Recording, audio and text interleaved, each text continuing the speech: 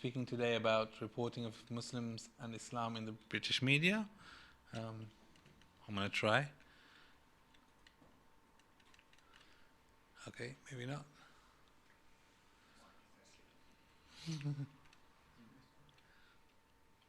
Down doesn't work. There you go. Okay, so it doesn't. Oh, yes, it does.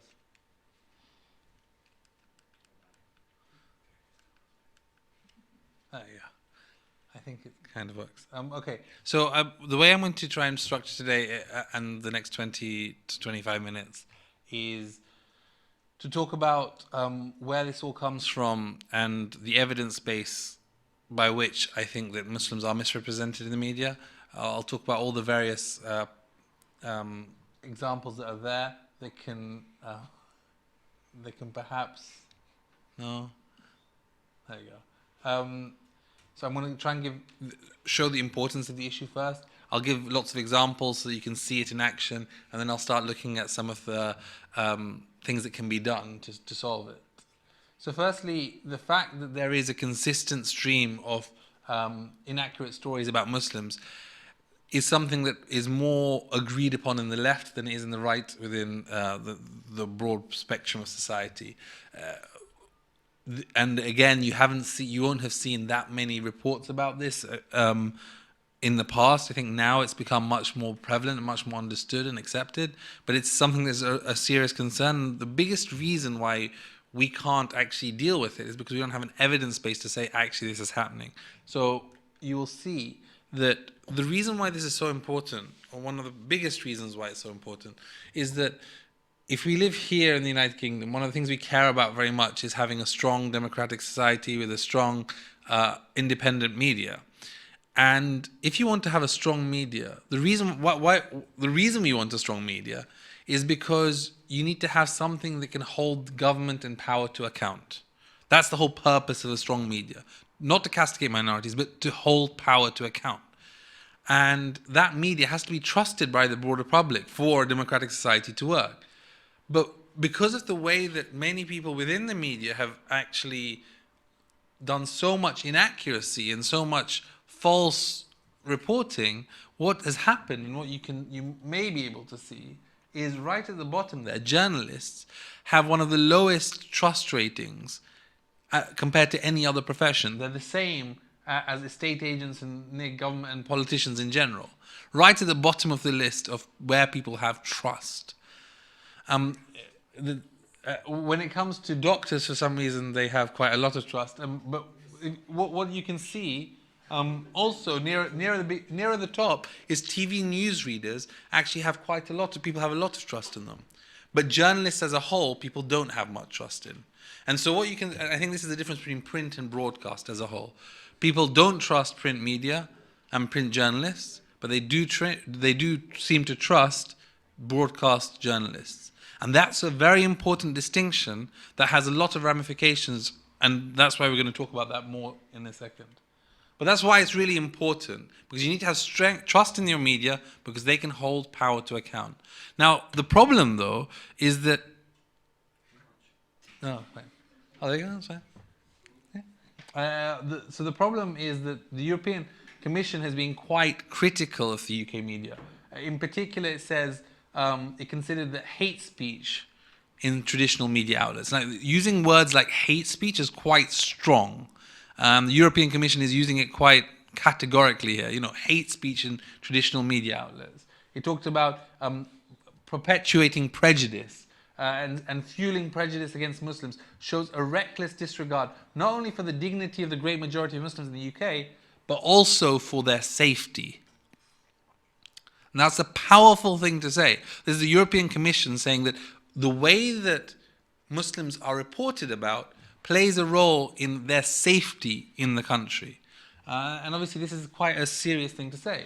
And then you go even further, United Nations level, the rights chief, and remember, the rights chief has a lot of things on his plate, yet he still thought it was important enough for him to say that the UK should curb tabloid hate speech. In particular, he said, this vicious verbal assault on migrants and asylum seekers in the UK and press has continued unchallenged under the law for far too long.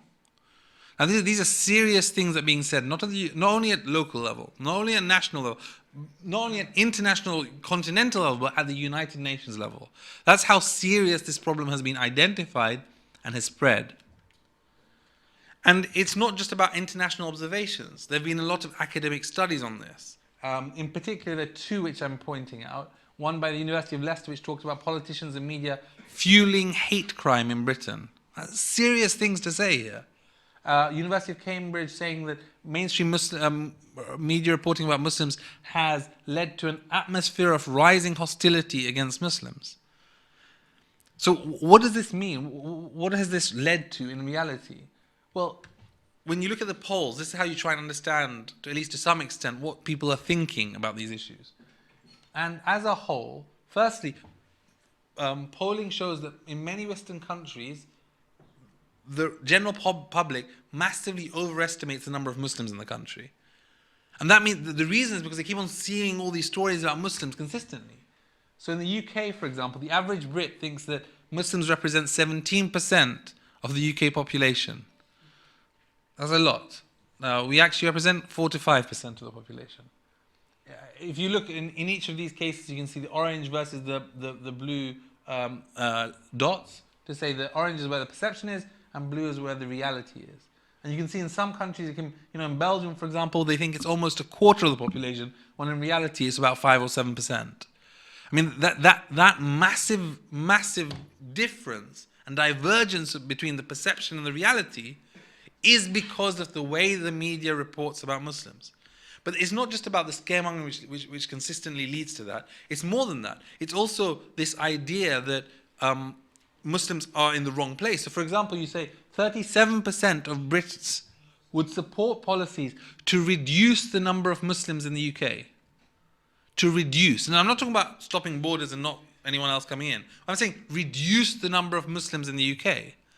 That is hugely problematic if there's that many. Now, one could argue it's a single poll by itself. You shouldn't take too much from one poll. But guess what? There's so many polls which have similar figures, between 30 and 40%, saying there are too many Muslims in the UK. In fact, a majority of this country, who are polled according to the Huffington Post, said they believe Islam, and specifically not fundamentalist Islam is a threat to Western liberal democracy. They think Islam is a threat. And it's not just all the people who have these views. In fact, it's even with young people. 31% of young children between the ages of 10 and 14 who were in this survey think that Muslims are taking over England. 31% of young children between the ages of 10 and 14 think that Muslims are taking over England, on the right-hand side. And these are seriously challenging numbers that come out from here. So when you look at that, you start thinking, well, there must be something that is causing these perceptions. We've seen international studies on this. We've seen academic studies on this. There's something really wrong here. One of the biggest things is obviously terrorism. And according to The Independent, a report that they were talking about, Muslims commit far fewer terrorist attacks than non-Muslims, according to the research. But when attacks by Muslims do happen, they are written about 4.5 times as much as terrorist attacks which are not by Muslims. Or a Lancaster University study which said that the right-wing papers kept on mentioning Muslim and extremism together. For every one moderate Muslim mentioned, 21 examples of extremist Muslims are mentioned in the British press. These are examples of things that the studies show about Muslims. And let's look at some examples. When it comes to examples, there are two or three different areas. One of them is accuracy and the other is bias. And there is a difference between the two and they have to be looked at differently. When it comes to accuracy, here are some examples of an awful story that was done. Terror in Spain, gunman screaming Allahu Akbar, opens fire in supermarket. Now, we know that some of these terrorists have used the term Allahu Akbar. It could be accurate in some cases. This example, however, was a person who came from the Basque region, in Spain, who didn't know any Arabic, didn't speak Arabic, didn't say anything in Arabic, wasn't Muslim, and wasn't even potentially even holding a gun. And they decided to lead with this story. And it wasn't just one newspaper who did it. It was the Express, the Mail Online, and the Sun. All three of them did it. And you may think, oh, these are only tabloid newspapers. It doesn't really matter. But it does. And I'll come to it in a second as to why this stuff matters. But it gives this idea, again, it perpetuates, it's a false story which is being spread by national newspapers. Are you going to have trust in them? All of them, by the way, retracted this article after it complained. Or let's look at another one. Now you may think those are only tabloids, right? Why do you care about tabloids? This is the Sunday Times, seen as one of the bastions of real right-wing, but reasonable right-wing, influential papers in the UK. And they decided, and to be fair, it is Andrew Gilligan, but they decided to have an article which headlined, Enclaves of Islam see UK as 75% Muslim. It was false. It was a lie. It was inaccurate. It basically was talking about a report where in one school, a significant between 60 and 90% of the kids there basically thought that the country was majority Asian because they came from an Asian community and they thought that the country was majority Asian. Nothing to do with Muslims, nothing to do with Islam, and it was in one classroom. And based on that, this was a story that was written. Huge headline, big story in a national newspaper. And look at, and what happened was, of course, when it was raised with them, they did have a correction. Can you see the size of that correction on the bottom right there? And that correction doesn't come easily, by the way. It's quite hard work to get that correction. And that's the kind of thing that happens. But you know, it's not by itself, it's a major problem because that story was actually picked up by the Mail on Sunday, the Sun, the Mail Online, and the Express. All these other newspapers all reported the exact same false story because of the Times article. That's how dangerous these things can be. But it goes even further than that. It's not just about terrorism and integration, which are sort of hot topics. It's also about people's, Muslims, if you like, identity. So we have one thing on Ramadan. I mean, there are lots of examples of these. I'm only choosing a couple to demonstrate the point. Ramadan, obviously, people fasting. Ramadan is now seen as a problem thing. Every year you'll see a Ramadan scare story. But here's an example. Ramadan train wreck. Muslim train driver crashed after going without food or drink for 15 hours during Ramadan. They were saying that, at the bottom you can see it says, rail accident experts claimed his fast caused the rush hour derailment that led to the days of disruption. It was false. The actual rail accident experts they're talking about said the exact opposite. The accident said, we can't conclude that the fast led to the crash. There's no evidence to suggest that. But they are claiming the exact opposite. It's entirely inaccurate. It is completely false, has no justification in reality. And that was the story that was published in a national online website by The Sun.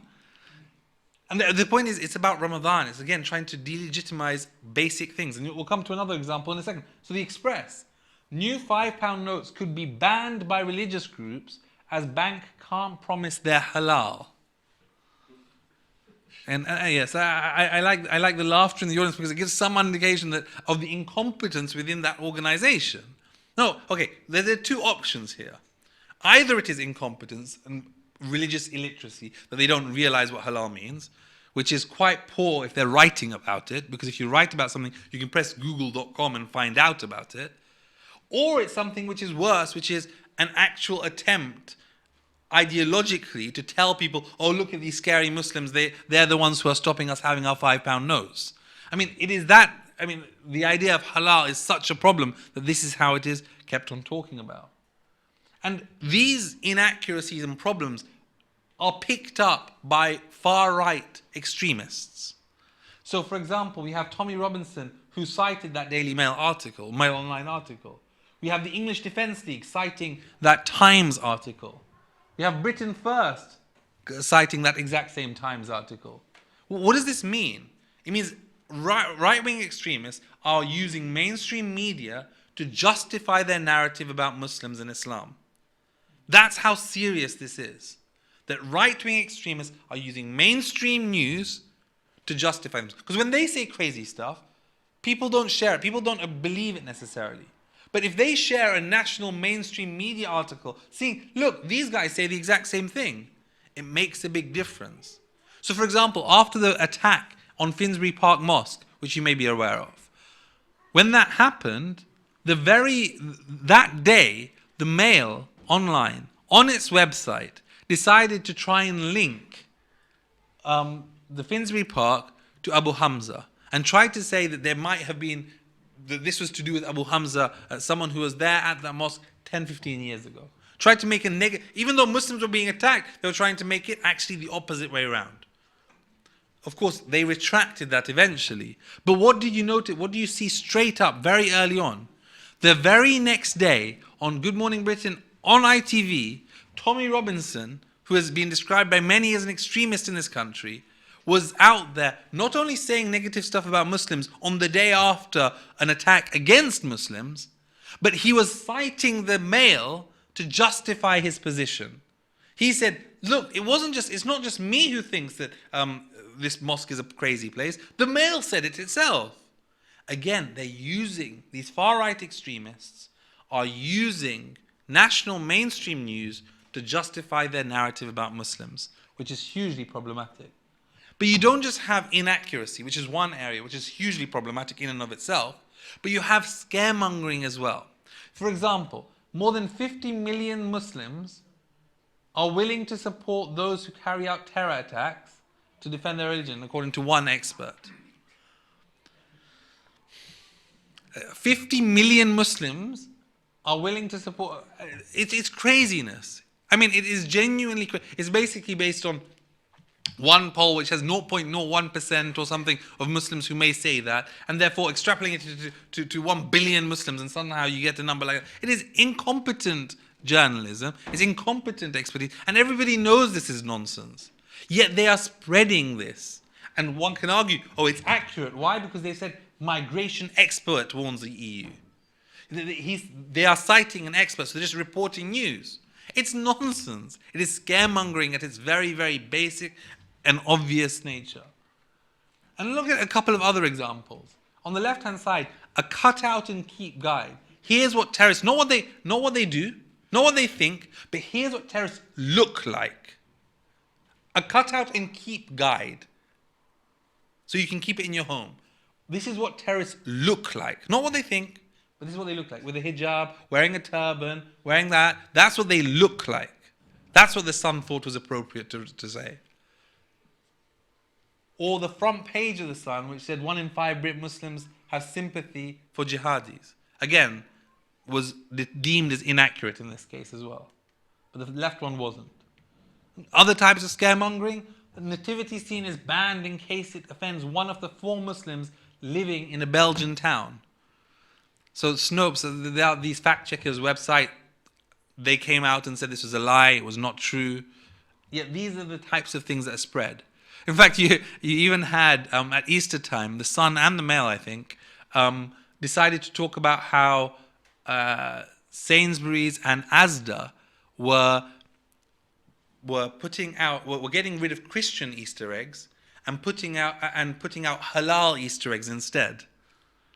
That was their headline that they decided to do.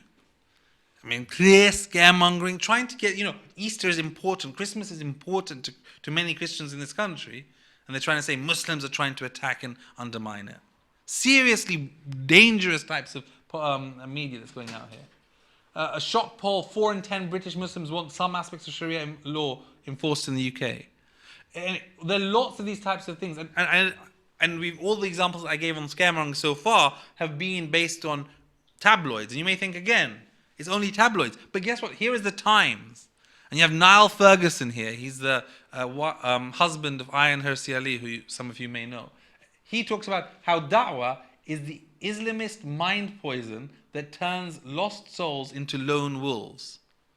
So anyone who does da'wah now is doing some poisonous thing that might result in causing terrorism. This is not a side fringe place. This is something happening in a national mainstream newspaper. I think this is the Sunday Times actually, publishing this kind of stuff. It's pure and utter scaremongering. It's dangerous. And of course, adding to that, and I won't go much further on that, but adding to that is you have a whole load of bias out there as well. And bias to some extent one can expect. I mean, we live in a free society. You can have people who have very varying opinions. But that is very different to the two sections I mentioned earlier, which are to do with inaccuracy and scaremongering. Those are things that we really shouldn't be trying to spread. It's not useful, it's not helpful, and it's actually dangerous for our democratic society because it reduces the trust we have in journalism, and journalism is an important part of a free democracy. So what can you do about it? And one of the things that people often say is, well, you need to have some sort of regulation. And when it comes to print media, there are different types of regulation you can have. We currently have something called the Independent Press Standards Organization, IPSO, which has its own code of practice, which most of the print media have signed up to. There is one other regulatory body called Impress, but that doesn't have the same reach as IPSO does. But the problem with this, and remember it's called the Independent Press Standards Organization, is that its independence, on its very board, it has a columnist, someone who writes for a national newspaper, The Sun. And not only that, this person who wrote for this national newspaper, who writes for a national newspaper, who's on the board of the regulator. Okay, just try and think about this. You have a regulator who's supposed to oversee media journalism, and someone on that very board is, in fact, someone who attacks people who complain to that board. He attacked Fatima Manji for complaining to the board. He himself has been the subject of 2 or 3 complaints for his writing. Yet he is on the board that oversees himself. I mean, it is outrageously ridiculous. And yet he's still, the chairman of IPSO has chosen not to sack someone who decides to attack someone for complaining to IPSO. I mean, it is outrageous that this can happen in any free society. And then they have their own code of practice. But its own code doesn't have anything about headlines. It basically allows you to have an outrageous headline, as long as in the rest of the text, which most people don't read, it explains what that headline actually might mean. That's how ridiculous it is. It requires a significant inaccuracy. So even if someone lies, if it's not deemed to be significant in the overall scheme of the article, it's fine. And we have case after case where that's happened. It doesn't protect groups against discrimination. In fact, you can actually have something which is illegal, but still okay by the editor's code. And in fact, and the problem is, when they enforce a correction, their code does not require equal prominence to the correction compared to the original article. So you have a governance structure which is hugely problematic, because it's not really independent. You have a code which is lacking in many respects. And then you have an unwillingness to really take action. Till today, even though they have the right, they have not launched a single investigation into media standards in the UK. And this is despite what's happened since Brexit, all the lies that have been spread about Muslims, etc. But one of the things that we have to recognize is it's not just print media. Print media is significant, and it's dangerous, and it's bad. But as I said, 25% of the British population, according to the Ipsos Veracity Index, actually trust print journalists. When it comes to broadcast, it appears that closer to 70% trust it, so it's more important. Yet even broadcast journalists lie or say things which are inaccurate. You had half of UK Muslims would not report extremism. It was wrong, it was withdrawn, it was retracted. But it's a hugely dangerous thing for ITV News to spread. And that's really a problem. And in fact, it's even worse when broadcast media spreads it. Because when broadcast media spreads stuff like this, it means that people believe it. And that's why it's more dangerous.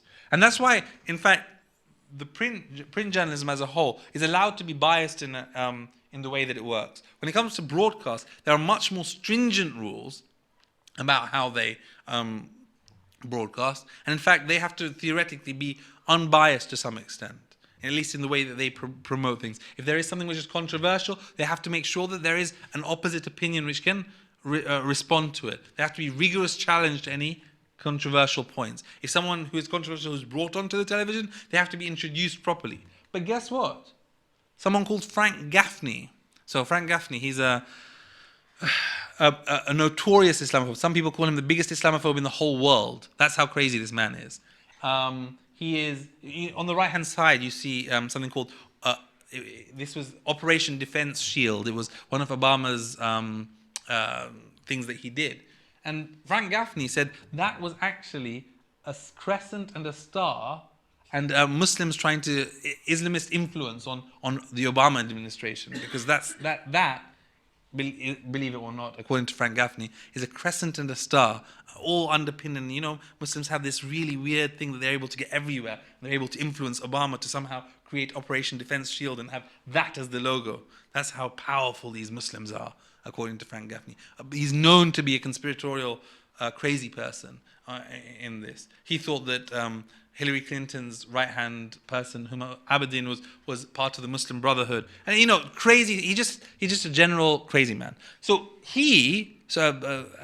according to many people, and I don't necessarily fully subscribe to all those views. Anyway, but the key point on this guy is he's described by others as a notorious Islamophobe, according to many other people.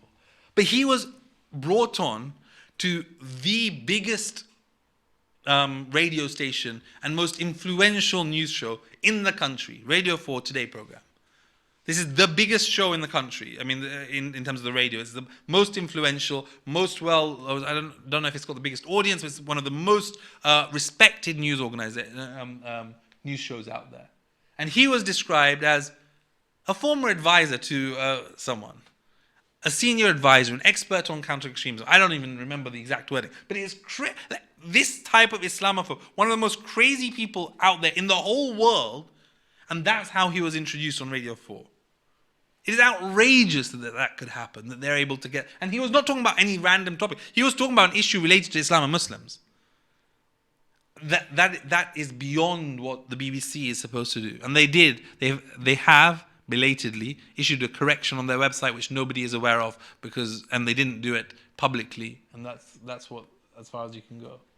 But the challenge with broadcast media is far worse than that. It is not just the far-right crazy people that we've talked about that are the problem. It is also the fact that you have some of the print journalism that we've talked about earlier, which is hugely problematic, seeping into mainstream news without challenge. So, for example, you have Douglas Murray, who is someone who believed that we should make life harder for Muslims in Europe, so we can push them out. Basically, we should make the way that you get rid of Muslims in this country in Europe is by making life harder for them. That's what he believes. This type of attitude that this person has, he was talking about how the solution to terrorism is less Islam. And by the way, 2 weeks after this attack, two weeks after these types of articles that he put on, there was the Finsbury Park attack. I'm not saying they're linked. I'm just saying that they're two. It's worth noting that fact. Anyway, this is what he published in The Sun. And how does that seep into BBC? On Sunday Politics, and this is one of the big shows when it comes to political influence, he was given a 2-minute opportunity to put a video out there to talk about how he believes that the solution to terrorism is less Islam. He wasn't really challenged. He had a video basically to say his view, and that's it, on the BBC, on national news. And this is not something which is done on his own Twitter page, with his own following, in his own house, in the street. No, this was done on the BBC, and he wasn't challenged. He wasn't introduced properly. He was able to share things. He also made a whole load of inaccurate points. All of these things together, and the BBC just let it happen. And it's unwilling to even acknowledge it made a mistake. So there are serious problems, is what I'm trying to say, in both the print media and the way how print media can, in some cases, influence broadcast media. And the fact that broadcast media is so much more trusted makes even small errors, or major errors in these cases, even more dangerous. But there are, it's not all bad news, is probably too optimistic. There are some, in the distance, specks of light which might make you feel a bit happier. What you may see is that these concerns that I've been talking about are shared by a broader cross-section of society. There are more people who recognize this is a concern, that the media talks rubbish about Muslims. More people seem to recognize that. Still not enough, but it's starting to be felt and understood that it is a concern.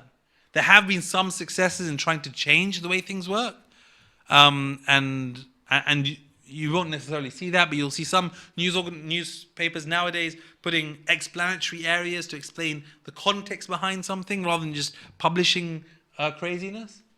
But the examples are just so bad, though, that it makes you worried. You know, UK mosques give cash for terror, and look at the small correction in the Daily Star Sunday. The Sun, the Ramadan example, I just wanted to see how small the correction is. But I don't know if you can see the correction. Amar, can you remove my little video so you can see? There you go. So you can see the size of. Oh, there you go. On the left-hand side is the side of the correction. Small. Look at the size of the headline. Look at the size of the correction. The Times. Look. This was really bad. Islamist school can segregate boys and girls, and it wasn't an Islamist school in any sense. Look at the headline. Small correction. The Express did the same thing. It just made up a story about they grabbed me everywhere. More than 900 migrants carried out sex attacks. And then look at the correction. Police deny claim of sex attack. Basically, the exact opposite happened, and they changed the article. No apology, but they changed their article without trying to really realize what was going on. The Mail decided to say that someone was an anti-Semitic hate preacher let into Britain when he wasn't. This is, I think, subject to libel action or at least some sort of attack at the moment. I mean, they've currently, just an FYI, there've been about 3 or 4 serious libel actions launched against national newspapers for lying about Muslims. So that's serious. Anyway, but there have been some good news stories.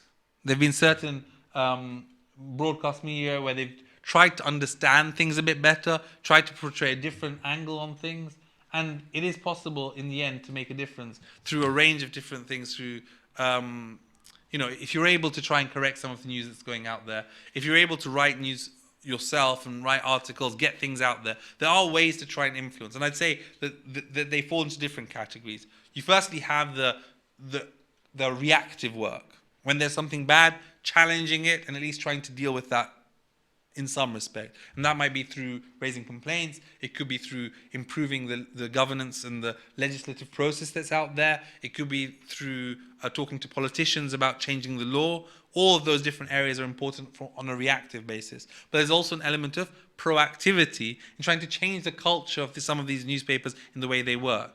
The fact is, at the moment, whilst the British Muslim population is about 5% in this country, 4 to 5%, the proportion of Muslims in the media is about 0.5%. In other words, a tenth of what we should be.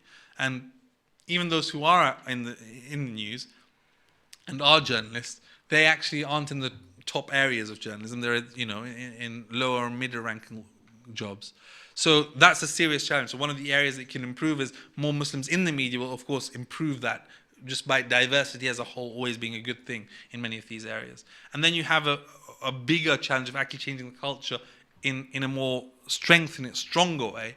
And that can be through talking to some of the editors, some of whom don't necessarily have an agenda. Some of them do, but some of them who don't. And, I've spoken to some of them, and some of them are very reasonable, very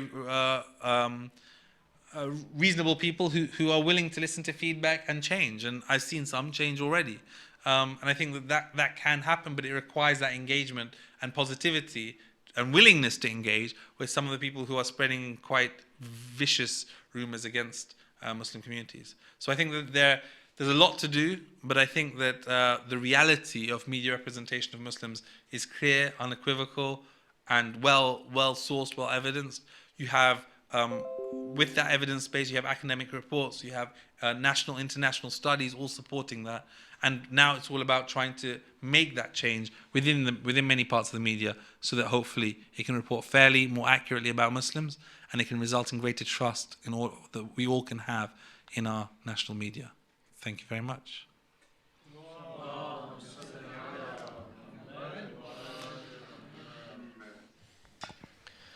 We have some time for questions and answers.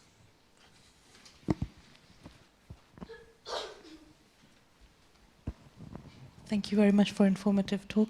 When they print retractions, do they print it on page 1 or do they bury it down on page 10? So it depends. The official line that they're supposed to follow is they're supposed to give due prominence to any correction that they make. That's why many of the national newspapers have it on page 2. That they have their corrections and clarifications on page 2.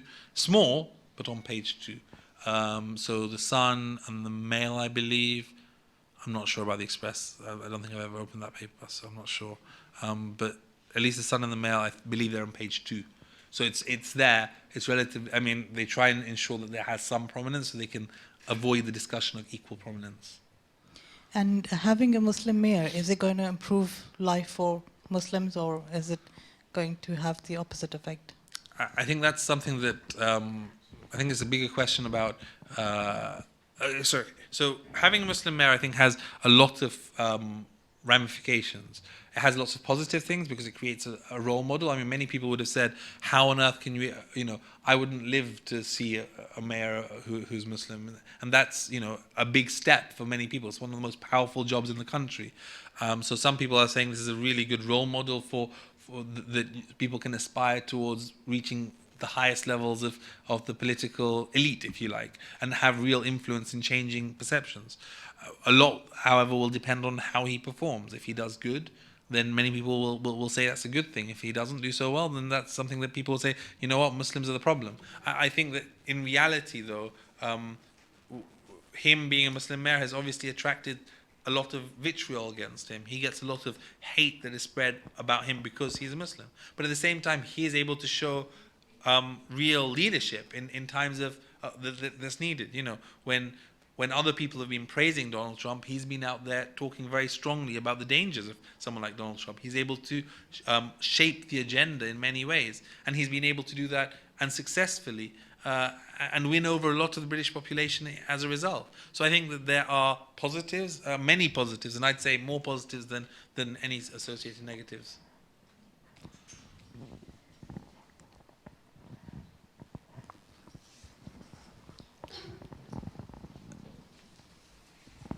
Yeah, talking about positives, is when Muslims try to give some positive news to the media, how is that generally received? Because I think that might restore some of the balance.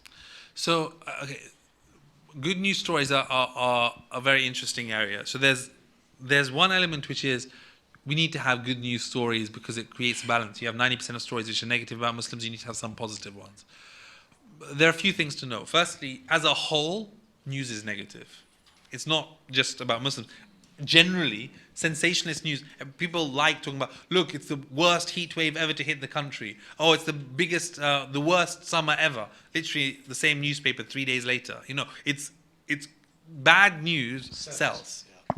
So we have to recognize that's the reality on the sensationalism, bad news sells. So good news doesn't necessarily fit into the model always. But at the same time, also we have to be careful about good news. Because if you create this idea that you need to be good to not be bad, that's also a problem. You don't want that to be a situation where, the only way to be seen as not an extremist is by someone who's doing all this great charity work and all this. No, you can be an ordinary person. You can not do charity work. You can be someone who just lives their normal life. But you should not be considered to be an extremist because of that. So the danger of good Muslim, bad Muslim narrative is that you have to fit a certain mold of what is good for you to be acceptable. And that's also a challenge. So what I think is more important rather than good news stories is normalized stories. That's what I think. Like, if there's something which is bad that happens with the Muslim community, fine, report on it. But don't report on it in a way that demonizes Muslims for being Muslim. If there are stories that happen that are interesting, that are quirky, so a lot of news stories do things which are different or a different angle, something interesting for their readers, then yeah, put that which have Muslims in. Or if there are stories on nutrition, have Muslim experts who just happen to be Muslim who are writing about those things. We have some fantastic. We've had here at Mahfil we had Kauthar Hashim, who works in nutrition, and she's on every news organization almost every month. She's on the news talking about nutrition as a hijab wearing Muslim woman out there talking not about Muslim related issues, nothing to do with Muslim related issues, but talking directly about issues to do with nutrition, her work, her expertise. You have Fatima Manji, who's out there again, she's spoken here and she's been a chair of a panel discussion here. And she's out there, again, not talking about Muslim relations, reporting the news, just being there as a normal. And I think that normalization is really what we want, rather than necessarily a good news story to just balance bad news. I mean, what you don't want is, small scale good news stories suddenly getting national prominence, which wouldn't happen in other groups, because then you get this idea of favoritism. And what you want is fair treatment. Fairness, not favors. That's what the ultimate goal of everything wants.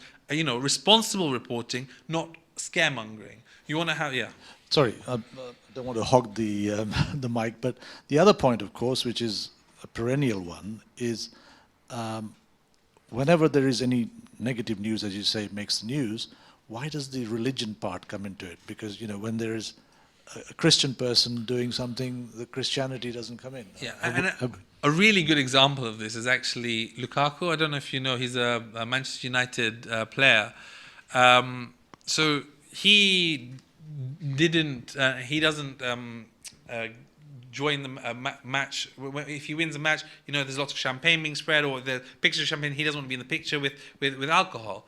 And so a lot of the newspapers, all the tabloid press basically, decided to write a story about, look at this person, this guy is a Muslim who is refusing to be in pictures with alcohol.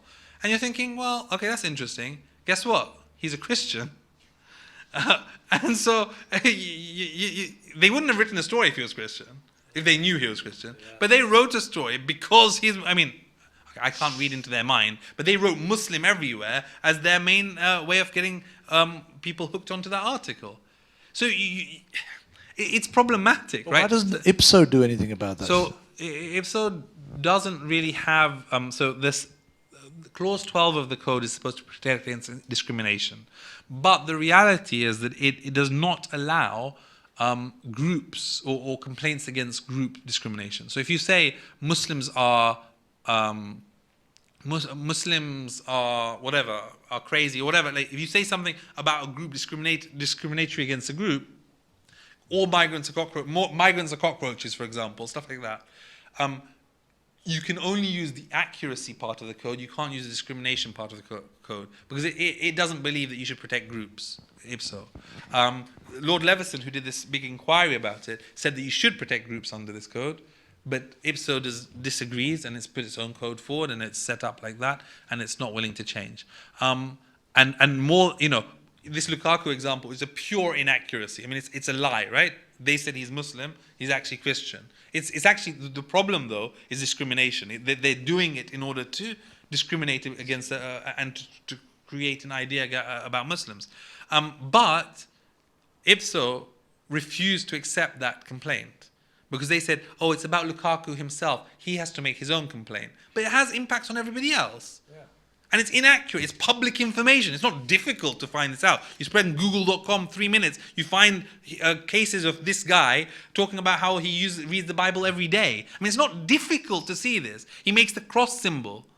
When he's playing football, when he scores a goal, you can see him making a cross symbol. Like, this is not difficult stuff to find out. It's incompetence, but it's not difficult to find out. So the press regulator refuses to even consider this complaint because it believes that any complaint on this issue has to be made by the individual himself, not by anybody else. That shows we have a serious issue with the press regulator not doing its job properly. And you know what? I've got a whole list of examples of that. And, it has its own review board, and I've submitted to that review board saying how here are all the issues with what they're doing, and here's how it should be dealt with. It's not like nothing's being done. Work is being done to show how it's wrong and what can be done to resolve it, but it's just they're not willing to listen.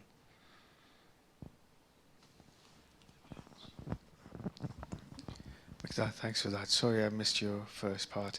You may have covered this already, but the biggest challenge, I don't know, as I see it, is not just about the print and the broadcast, but it's the social media.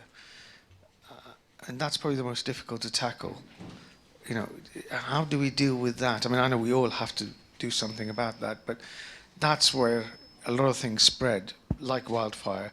You know, literally. You know, and you saw this thing yesterday about one of the bosses left a root vegetable for a lady, yeah, who used to work for, and he just went into 20-odd million, you know, followers, whatever, you know, searches, and it's just ridiculous things like that. That just spreads like wildfire. Not just about it's Muslims or whatever. It's just anything that is inappropriate. Yeah. Yeah. How do we deal with that? You know, how do we tackle that? Because that's probably the biggest area of concern. That's a very good point. I think there are 2 or 3 different elements here again. One is about credibility. So whilst a lot of things spread by social media, the question on how much is believed is also very different. So a lot of people will spread or share stuff that they find ridiculous, or but they don't necessarily believe that to be entirely true. When there is an article from a national newspaper which justifies that position, that adds a whole level of credibility to that concern. So I think that firstly, there's an element of trying to ensure that the credibility of certain groups and individuals is appropriately dealt with, right? So you can if you can stop there being the source of some of these coming from mainstream news, when they spread things, that's some of the worst things that can happen. But I agree that there's a lot in the middle just by crazy people who share information, and it does go viral. I think that this is where I'm a bit more careful, because in a free society, it's important that we allow and give space for people to share their views, however crazy they may be. We have to be very careful about legislating against people putting opinions out there in their own space and putting it on Twitter, on their own Twitter feed. The challenge really happens when these types of things end up going viral from themselves, right? And if it's not something which is based in a national newspaper. Because if it comes from a national newspaper, that should be regulated appropriately. If it's from one person by themselves and it spreads, it's very difficult to see how or whether that should be regulated in any way. Because are we then going to say that someone shouldn't be able to speak on Hyde Park Corner and say what they want? We have to be very careful about where that line is drawn. And I'd probably say, you know what we have to try and do about those people who are spreading their stuff on social media is challenge and deal with that through appropriate channels. If they break the law, it's a different case. Obviously, if they're spreading social media, they're doing something which is illegal because it's inciting violence or hatred, or if it is illegal because it's it's supporting a terror group or whatever, those types of things clearly should be stopped and dealt with, and strong action should be taken because it's breaking the law. But if you're doing something which you should be able to do in a park, you should also be able to do that on social media. I mean, we have to be very careful about stopping that specific type of thing. And I'd say the right thing in situations like that is to try and get bigger challenge. And that's where we see good success, though. I mean, J.K. Rowling or Gary Lineker, or so many of these individuals, actually they spend a whole lot of good news on most of these things. And they're doing, if you like, the opposite. James O'Brien as well is fantastic at this. They do the exact opposite of these crazy people, because they put viral stuff which is positive, which is interesting, which is not crazy. And that challenges the narrative of Now, the bigger problem to all of this is actually you end up with these bubbles, where if you're in a liberal bubble, all your people who you follow are people all who have similar views. And if you're a crazy right-wing extremist, all the people who you follow, again, have that view. But that's your friend circles. That's who you want to listen to. I mean, you can't say that everyone has to listen to BBC. They should, instead, they should, they shouldn't listen to Fox News. They should listen to BBC. You can't say that. So I think it's a challenge, but I think that's a challenge that is a natural consequence of living in a free society. So going back to what you said about normalizing things. Yeah. Social media tends to, again, work black and white, okay? Yeah. And the only way to counter social media, unfortunately, it's very difficult to normalize because there are groups, is to counter with good news, yeah. Right? and try and how can I put it, make it very clear that some news is fake news. Yeah. So this thing about this lady in a hijab who was that spread about the fact that she was defaced basically was a fake. It was makeup, right? And it spread right throughout the world that the Muslim women are being attacked, and everybody from everywhere was suggesting that women should stop wearing hijab. I mean, it's ridiculous, right? Okay, and it's that kind of stuff that spread, and people believe it, and it becomes it's quite scary for people, right? Because it's believable. It doesn't matter whether it's in your group or not. It's just spread. Okay, so I think there has to be a counter movement. I think in social media, that does it with good news. Normalization perhaps can happen in broadcasting and whatever, but Yeah, I think that you need to be able to have stronger challenge on social media, much stronger challenge, much stronger good news, but also there needs to be an education element, because social media is a relatively new phenomenon when it comes to reality, right? There needs to be an education from young children all the way up to adults and more, that when you read something on social media, it's not necessarily true.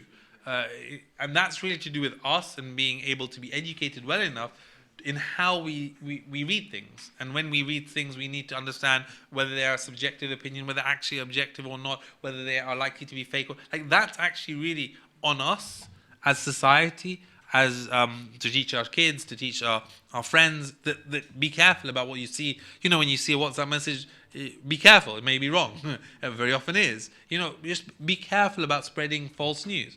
And we have to take a stronger responsibility in this. And I think that's also a big part of the response that needs to happen. Assalamu alaikum. My question is about the underrepresentation of Muslims in the media in the UK. You said it's 0.5 as opposed to 5% in the UK. Yeah. I think it's a two-way street. The community itself has itself to blame. So I'm wondering if you can maybe, how as Muslims, how can we educate our community? I'll give you one example. The top journalism course in this country at City University, you've got people like James Harding, the BBC guy. He graduated from there. This guy is like a Cambridge guy. He did his MSc, his master in there. From my knowledge, over the years, you get about only 1 or 2 Muslims out of 50 people joining that course. So how can we educate the community to do journalism more, to take jobs in the media? Yeah. That's one question. Another one is about fake news. France 24 did a report a few days ago in Arabic, and it says in Turkey there were violence against Syrian refugees in Turkey itself, and that was because of fake news about some Syrian migrant raped a pregnant woman, and there were violence against Syrian refugees in Turkey itself.